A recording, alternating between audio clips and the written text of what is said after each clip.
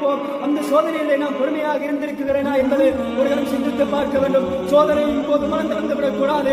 சோதனையின் போது மனம் திறந்துவிடக் கூடாது. அந்த சோதனையிலே நாம் உறுதியாக இருக்க வேண்டும். கண்டிப்பாக அல்லாஹ் ரப்பல் ஆலமீன் எனக்காக ஒரு விடியலை வைத்திருப்பான், எனக்காக ஒரு நல்ல விடயத்தை வைத்திருப்பான் என்பதை நாம் முதலிலே பொறுமை காக்க வேண்டும். அந்த சோதனையிலே பொறுமை காக்க வேண்டும். அல்லாஹ் ரப்பல் ஆலமீன் ஒரு சோதனைக்கு பிறகு ஒரு நலவை அல்லாஹ் ரப்பல் ஆலமீன் வைத்திருப்பான் என்பதை நாம் நம்பிக்கை கொள்ள வேண்டும். எனவே இந்த உலகத்திலே வாழ்கின்றவர்கள் யாரை அல்லாஹ் ரப்பல் ஆலமீன் அதிகமாக நேசிக்கிறானோ அவர்களை தந்த உலகத்திலே அதிகமாக சோதிப்பான். அல்லாஹ்வுடைய தூதர் ஸல்லல்லாஹு அலைஹி வஸல்லம் அவர்களிடத்திலே கேட்கப்படுகிறது, இந்த உலகத்திலே அதிகமாக சோதிக்கப்படுபவர்கள் யார் யார் சொல்லலாம்? அல்லாஹ்வுடைய தூதர் ஸல்லல்லாஹு அலைஹி வஸல்லம் கூறினார்கள், அல் அம்பியா, நபிமார்கள் தான் இந்த உலகத்திலே அதிகமாக சோதிக்கப்பட்டார்கள். இந்த உலகத்திலே அதிகமாக சோதிக்கப்பட்டவர்கள் நபிமார்களே தான்.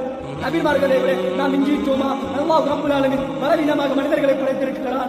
பாவங்களை அவர்கள் செய்வார்கள், பாவங்களை நாம் செய்வோம். அந்த பாவத்திற்கு பரிகாரமாக அல்லாஹ்விடத்திலே நாம் தௌபா கேட்க வேண்டும். அல்லாஹ்விடத்திலே நாம் பிரார்த்தனை செய்ய வேண்டும். இந்த உலகத்திலே வாழ்கின்றவர்களோ யாரும் பாவம் செய்யாமல் இல்லை, யாரும் நன்மைகள் செய்யாமல் இல்லை. பாவமும் செய்வார்கள், நன்மைகளும் செய்வார்கள். நாம் பாவம் செய்கிறவர்களோ அல்லாஹ்விடத்திலே இருக்கிறோம் என்று பிரார்த்திக்க வேண்டும். யா அல்லாஹ், நான் பாவம் செய்துவிட்டேன், யா அல்லாஹ் என்னை மன்னிப்பாயாக என்று அல்லாஹ்விடத்திலே எந்த நேரமும் பிரார்த்திக்க வேண்டும். அல்லாஹ் ரப்பல் ஆலமீன் மன்னிக்க கூடியவன், அல்லாஹ் ரப்பல் ஆலமீன் இரக்கமுடையவன், தவ்வாபுர் ரஹீம், கஃபூருர் ரஹீம். அல்லாஹ் ரப்பல் ஆலமீன் மன்னிக்க கூடியவனாக இருக்கிறார். எனவே இந்த உலகத்திலே வாழ்கிறவர்களோ நம் மனம் திறந்து விடக்கூடாது. அல்லாஹ் ரப்பல் ஆலமீன் சிலருக்கு நான் அதிகமாக கொடுப்பான், அவர்கள் அதிகமாக சோதிப்பான். சிலருக்கு கொடுக்க மாட்டான், அவர்களையும் அதிகமாக சோதிப்பான். அல்லாஹ் ரப்பல் ஆலமீன் யாரை அதிகமாக நேசிக்கிறானோ, யாரை அதிகமாக நேசிக்கிறானோ அவர்களை அல்லாஹ் ரப்பல் ஆலமீன் இப்திலாகும் சோதித்துக் கொண்டே இருப்பான். யார் அதிலே பொறுமை காட்டுகிறார்களோ அல்லாஹ்வுடைய பொருத்தம் அவர்களுக்கு கிடைக்கும். யார் அதிலே கோபம் கொள்கிறாரோ அல்லாஹ்வுடைய கோபம் அவர்களுக்கு இருக்கிறது. எனவே இந்த உலகத்திலே வாழ்கின்றவர்களோ அல்லாஹ்வுடைய சோதனையை நாம் பொறுமை காட்டு.